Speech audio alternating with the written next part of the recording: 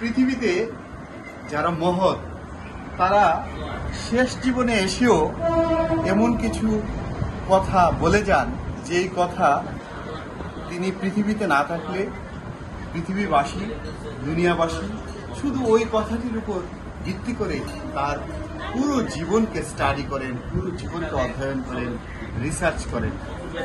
আমি আজকে ক্যামেরার জাদুকর বাংলাদেশের একজন প্রখ্যাত চিত্র নির্মাতা, চিত্রশিল্পী দেলোয়ার জাহান জন্টু স্যারের বাসায় এসেছি, যিনি সংস্কৃতির রাজধানী বলে খ্যাত ব্রাহ্মণবাড়িয়ার একজন জীবন্ত কিংবদন্তি।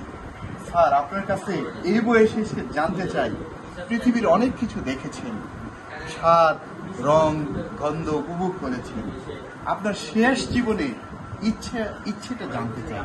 আপনার এই বয়সে এসে কি মনে হয় যে জীবনে এই পথে চলতে চলতে অপূর্ণতা বলতে কি রয়ে গেছে যা আপনার পূর্ণ হওয়া প্রয়োজন বলে আপনি মনে করেন? অপূর্ণতা কিছু নয়, আমি যা চেয়েছি তা হয়েছে। সবচেয়ে আগে চেয়েছিলাম আমাদের বাংলা স্বাধীন হোক। ভাষা আন্দোলনের সময় তো ছিলাম না, ছোট ছিলাম, দেখেছি ভাষা আন্দোলন, জানলার দ্বারে দেখেছি মিছিল যাচ্ছে আর বলছে রাষ্ট্রভাষা বাংলা চাই, নুরুল রহমানের কল্লা চাই, এবং একটা বাঁশের আঘাতে একটা রক্ত মাখা জামা ছিল, যেটা নাকি ওই যে গুলি খেয়ে মারা গেছিল তাদের রক্তগুলি নিয়ে বাসে রেখে মিছিল করেছে দেখেছি। স্বাধীনতা সংগ্রামে আমি অংশগ্রহণ করেছি। তো আমি এখন বিশেষ কিছু চাই, বিশেষ কিছু না, শুধু চাই আমাদের ব্রাহ্মণবাড়িয়া যেমন শিল্পী সাহিত্য উন্নত ছিল। সবচেয়ে আগে আমাদের ব্রাহ্মণবাড়িয়ার কথা বলা হতো, শিল্প সাহিত্য নিয়ে কথা বললেই আমাদের ব্রাহ্মণবাড়িয়ার কথা আগে আসতো। এখন আগের মতো নাই, তবে আমি চাই আগের মতো ব্রাহ্মণবাড়িয়া যেন সেই জিনিসগুলো আবার ফিরে পায়, এটা আমি চাই। এবং আরেকটা জিনিস চাই আরও বেশি, সেটা হচ্ছে আমরা আমাদের দেশকে স্বাধীন করেছি,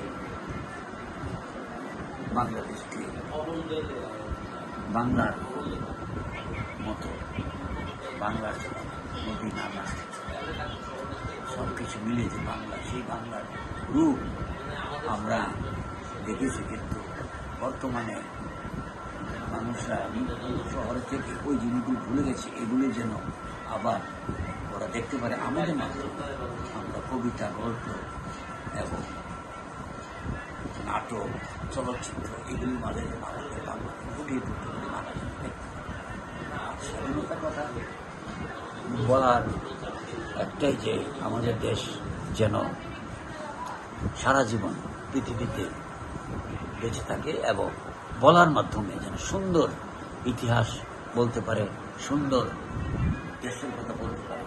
এগুলো যেন চিরদিন আমাদের চোখে বেশি উঠে, আমাদের আমাদের আগামীতে যারা আসবে এবং বর্তমানে যারা ইয়ং তারা যেন এগুলো দেখে এবং আগামীতে যেন ওদের মাধ্যমে আবার ওরা দেখতে পারে, এগুলি আমি চাই। আর একজন দেলোয়ার জাহান জন্টু যুগে যুগে জন্মগ্রহণ করে না। আমি মনে করি একজন বাংলার ছাত্র হিসেবে, একজন বাংলা সাহিত্যের গবেষক হিসেবে দেখেছি একজন দেলোয়ার জাহান জন্টু শতাব্দীতেও জন্মগ্রহণ করে না, বহু শতাব্দী পর জন্মগ্রহণ করে। আমরা আপনাকে পেয়েছি আপনার জীবদ্দশায়, আমরা আপনার সৃষ্টিকর্ম দেখেছি, উপভোগ করেছি, সমৃদ্ধ হয়েছে বাংলা ভাষা, বাংলা চলচ্চিত্র এবং বাঙালির মনন মানসিকতা যে উৎকর্ষ, সেই উৎকর্ষতার পিছনে আপনার অবদান রয়েছে। এই অবদান জাতি হিসেবে আমরা শ্রদ্ধাভরে স্মরণ করি এবং স্মরণ করব আজীবন, আমাদের যতদিন জীবন থাকে এবং যতদিন বাংলা থাকে, বাংলা ভাষা থাকে। আপনার জন্য শুভকামনা, আপনি দীর্ঘ ন্যাক হায়াত দান করেন, আল্লাহ পাক আপনাকে সুস্থ রাখুন, এই দোয়া করছি। ইনশাআল্লাহ।